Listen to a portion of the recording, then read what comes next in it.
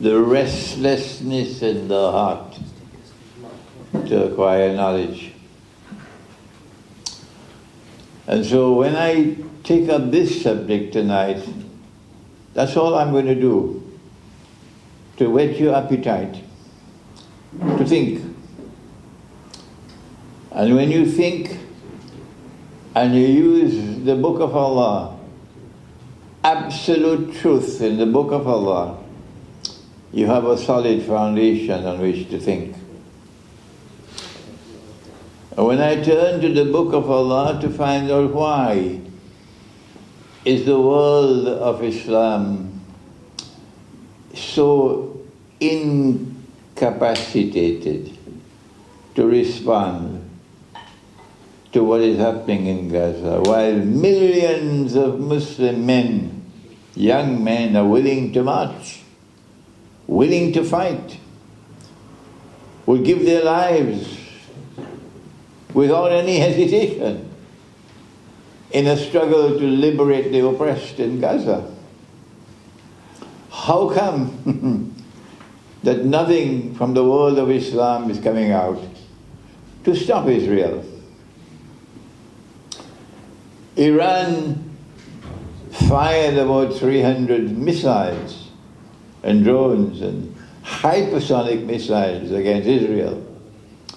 But Iran did not do that in response to oppression in Gaza. That was not the primary reason. Iran did that because Iran felt that its honor was at stake and it had to respond to Israel's attack on the Iranian diplomatic mission or consular mission in Damascus, where several high-ranking military officers were assassinated. And if Iran had not responded, the people of Iran would have risen against their own government. So why is it that the whole world of Islam, including Iran, have not so far responded to resist Israel? What explains the shackles on their hands and feet? What is it that explains the shackles on their hands and feet? And if we are to answer that question, then we have to go to the Quran. A glimpse, that's all you can get tonight, a glimpse of what the Quran offers as an explanation is the origins of modern Western civilization that even they in the West are not aware of. A civilization which appeared on the stage of the world, suddenly, mysteriously, never having ever appeared on the stage of the world before. And when it appeared on the stage of the world, very quickly, it took control of every single existing civilization in the world and subdued the rest of mankind, all of mankind, so that it became the rulers of the world. Did that not happen? Yes, it happened. And after they had taken control of power in the whole world, and they were using power to oppress, and they were a people who were decadent, they didn't show any morality, any ethics of warfare. They will tell a mountain of lies and yet dress up and go to church on a Sunday morning and present themselves as the most civilized people on the face of the earth. And this is the best civilization it has ever been the good fortune of mankind to experience. And there is nothing better than this to come. This is the end of history. And all of mankind are now going to be civilized by this new civilization. We will teach you how to dress, and we will teach you how to eat and all the rest. And they gave us a new political system and with a new political philosophy. And we don't have the time to study that subject, so we accept it. And all of us, without any exception, dutifully, like sheep and cattle and goats and camel, will go and vote in the elections. Let me repeat that. Like sheep and cattle and goats and camels with nothing in your head except peanuts, to go and vote in the elections. That's Pakistan from day one. From day one. And elections, my gosh, that is the most important time in the life of a country. The whole country is in a frenzy. It's so funny. They also brought a new economic philosophy and a new economic system. And they gave us a new market. It's no longer a free and a fair market. They gave us a new monetary system. They take away real money from the market and they replace it with fake money. And we all accept the fake money. Even the Mufti. It's so funny. And they take control of us, all our peoples, even after they decolonize. They still rule us by proxy. Even after they decolonize, they still rule us by proxy. So we think we are free, but we're not. We don't have freedom. And it is that lack of freedom which explains the incapacity of the world of Islam to respond to what is happening in Gaza. And whenever one of us emerges as a leader and seeks to win freedom for our people, meaning freedom from their shackles, he's either killed or put in prison. Am I wrong or am I right? So who are those who control the world and who control power in modern Western civilization? If we can answer that question, and if we can answer how to deal with such people, we can clear a path for freedom tomorrow. Freedom in Gaza, freedom in the Holy Land, freedom in Pakistan, and freedom in the world of Islam.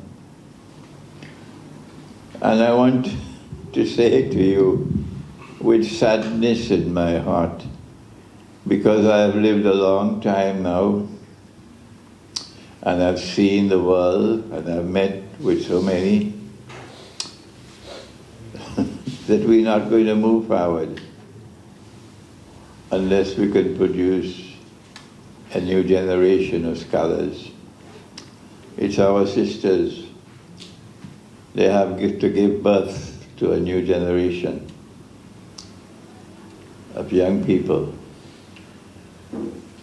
who will acquire knowledge a different way from that which now prevails.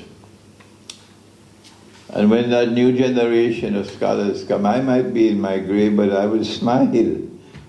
I will smile in my grave, because we are planting the seeds now for that new generation of scholars. So they closed the doors of the masjid on us. All around. Last night was an exception. And as a result, it's people like Imran Khan who have to go and find the funds and pay to rent a hall where we can teach and lecture. And when we do so, we take you to the Quran.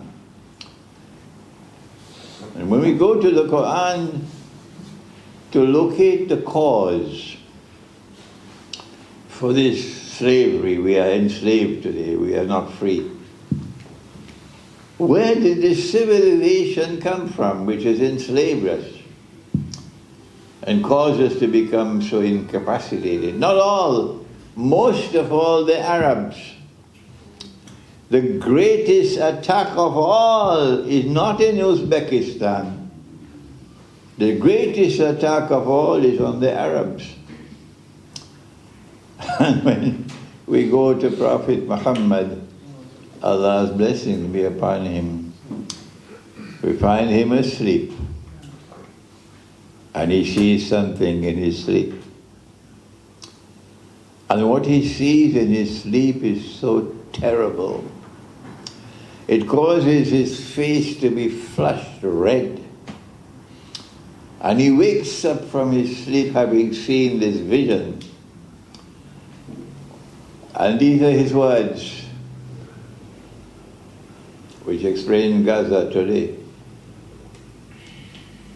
Wailul lil Arab. Woe unto the Arabs. Woe unto the Arabs. Min sharrin qad iktaraba.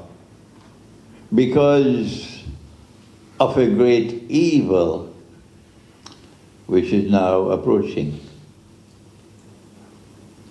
And then he raised his hands like this and made a circle. And he said, today a hole had been made in the barrier which had been built by Zulkarnain. And that takes us to Surah Al-Kahf of the Quran and to Gog and Magog.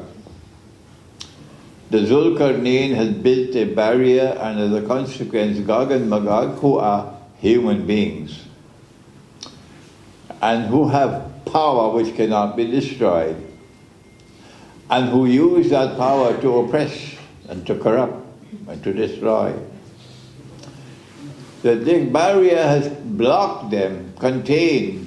They have been, to use the language of chess, they have been checkmated by Zulkarnain.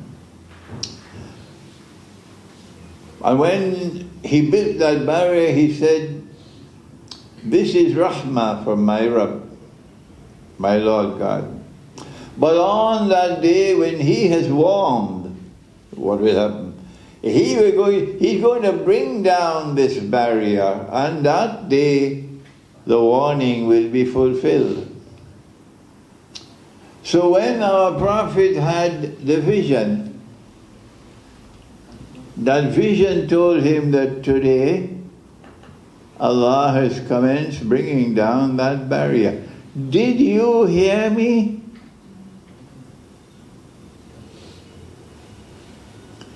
When our Prophet had that vision, Allah's blessing be upon him, it communicated to him the news that on this day Allah has commenced to bring down that barrier.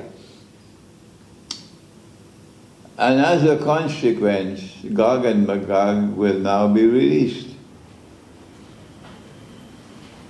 It will take some time after the release of Gog and Magog for something else to happen, which is mentioned not in Surah Al-Kahf, but in Surah Al-Anbiya of the Quran. That's why I've been advising Ken, study the Quran. Study the Quran, Ken. That Allah speaks of a town and we know it's Jerusalem. And He destroyed Jerusalem. And He expelled the people, the Israelite people. And then He placed a ban on them that they could never return to this town to reclaim it as their own after being expelled. For 2,000 years they could not come back until not only are Gog and Magog released into the world, but they also spread out in all directions, which is an event. I say it so many times. When will it register in your rational consciousness? I've said it so many times. That this is an event which will occur only once in history. That these people with this profile will spread out all over the world and take control of power in the world with a mountain of lies and a river of blood. And when they take control of power in the world, they're going to bring the Jews back to the Holy Land to reclaim it as their own. So Gog and Magog are at the heart of modern Western civilization. And we can actually spot the moment after they were released from the barrier, when the beginnings of modern Western civilization emerged. And this is in Surah Al-Araf, but my time is coming to an end, and I wanted to only whet your appetite for knowledge. That's all I wanted to do today.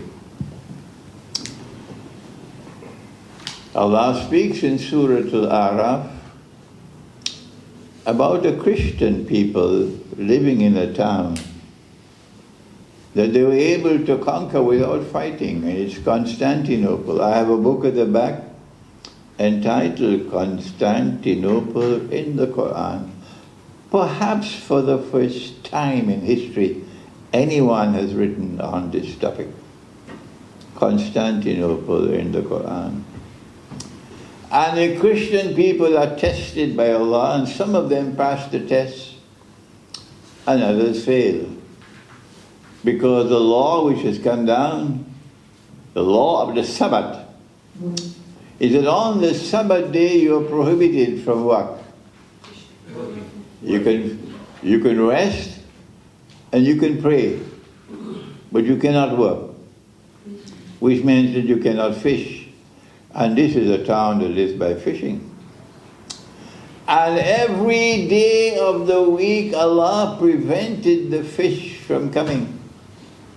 But on the Sabbath day, all the fish are there, they are jumping and you could see them. What a test. But Dajjal is at work amongst them. And some of them remain faithful to the law, as some of us will remain faithful to Allah and His Prophet when we have to pray in the masjid. And our Prophet said, stand shoulder to shoulder. Don't be annoyed with me. I have a job to do, let me do it. He said, stand shoulder to shoulder. Don't leave any space between you. And this is not only applicable to the brothers, it's also applicable to the sisters, because in the Islam that came from Allah and His Messenger, that Islam, the women prayed at the back and the men at the front. Today, of course, the women are prohibited from the masjid, and they'll answer for that. They will answer for that. So do not leave any space in between you. Because if you leave any space, Shaitan will take it. And those who are faithful to the truth, when the British government said, no, you cannot pray like that, the British government said you must stand 3 feet apart. They said, no, we will not betray the truth. We will remain faithful to the truth. We will not obey that. There were Christians like that in Constantinople, and they remained faithful to the truth. But there were others who betrayed the truth and they went fishing.